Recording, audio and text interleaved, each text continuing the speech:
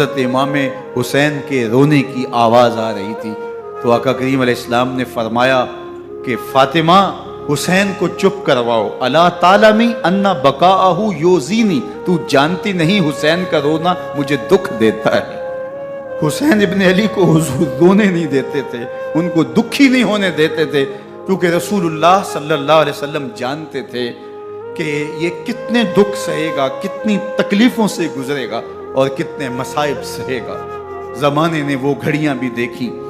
کہ حضرت حذیفہ بن یمان رضی اللہ تعالیٰ عنہ فرماتے ہیں کہ میں حضور کی خدمت میں نماز مغرب کی ادائیگی کے لیے حاضر ہوا، اور میں نے یہ اجازت خاص طور پہ اپنی ماں سے اس شرط پہ لی تھی کہ امی آپ مجھے اجازت دیں، میں حضور کی خدمت میں حاضر ہوتا ہوں، مغرب کی نماز بھی ادا کروں گا اور پھر حضور سے عرض کروں گا حضور میرے لیے اور میری ماں کے لیے بخشش کی دعا کر دیجیے۔ ماں نے اس شرط پہ اجازت دے دی اور میں حضور کی خدمت میں آ گیا،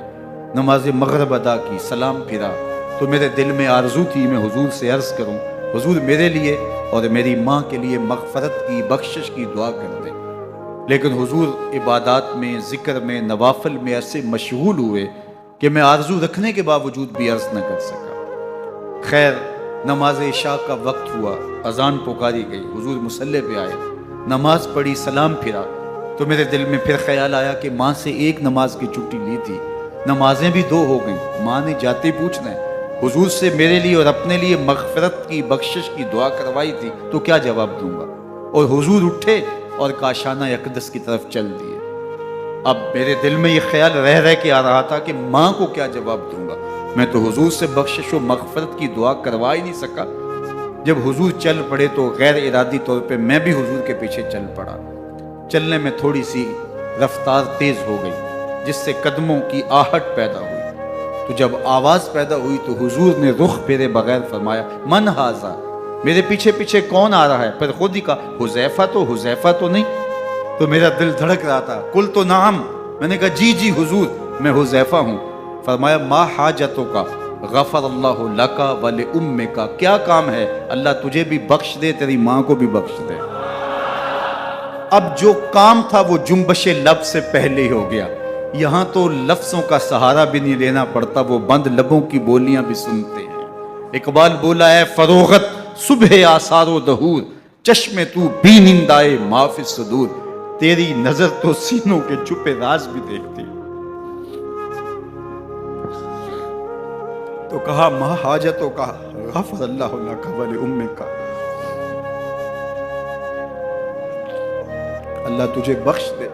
تیری ماں کی بھی مغفرت کر دے، کیا کام ہے؟ اب جو کام تھا وہ تو ہو گیا۔ تو میرے حضور نے ارشاد فرمایا حذیفہ سنو، ابھی ایک فرشتہ آیا ہے جو اس سے قبل دھرتی پر پہلے کبھی نہیں آیا، آج پہلی مرتبہ اللہ سے اجازت لے کے دو کام کرنے آیا ہے، ایک تو مجھے سلام کرنے آیا ہے اور دوسرا خوشخبری دینے آیا ہے کہ آپ کی بیٹی فاطمہ جنتی عورتوں کی سردار ہے اور حسن اور حسین جنتی جوانوں کے سردار۔ ایک طرف یزید ناپاک میسون کا پلیت بیٹا اور ایک طرف محمد عربی کا نواسا، فاطمہ کے دودھ کا اثر، علی المرتضیٰ کے خون کی تاثیر، رسول اللہ صلی اللہ علیہ وسلم کے کندھوں پہ بیٹھنے والا۔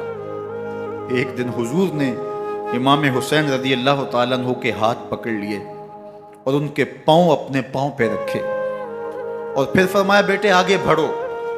اور ان کے پاؤں حضور کی پنڈلیوں پہ آئے، پھر کہا بیٹے اور آگے بڑھو، حتیٰ کہ ان کے پاؤں حضور کی رانوں پہ آئے، پھر فرمایا بیٹا اور آگے بڑھو،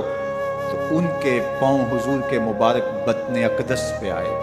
پھر بازوں کو کھینچ کے اپنے قریب کیا اور حسین ابن علی کے منہ میں اپنی زبان رکھ دی، اور وہ اس طرح چوس رہے تھے جس طرح کھجور چوسی جاتی ہے۔ تو اللہ کے محبوب علیہ السلام نے حسین ابن علی کو اپنی زبان کا لعاب دہن دے کر کے، وہ شیر رحمت دے کر کے، وہ کوثر و تسلیم سے پاکیزہ تر آب رحمت عطا کر کے ان کی ہمیشہ کے لیے پیاس بجھا دی، تاکہ کل کربلا کے تپتے ہوئے ریگزار میں حسین ابن علی کو پیاس کی شدت تنگ نہ کرے اور پائے استقلال میں لغزش نہ آنے پائے۔ ان نازوں سے پالے ہوئے حسین کو، ان محبتوں سے پالے ہوئے حسین ابن علی کو امتحان بھی اتنے بڑے درپیش تھے۔ یاری تیری سونا پر ازمیشاں تیریاں اگ، سونا پرکھیا جامدہ ہے نال اگاں دے لگ۔ جتنا بڑا شخص ہوتا ہے اتنی آزمائشیں بھی بڑی ہوتی ہیں۔ پیغمبر رحمت کی آغوش میں کھیلنے والا، حجرہ فاطمہ کا جانشین، مصلی رسول کا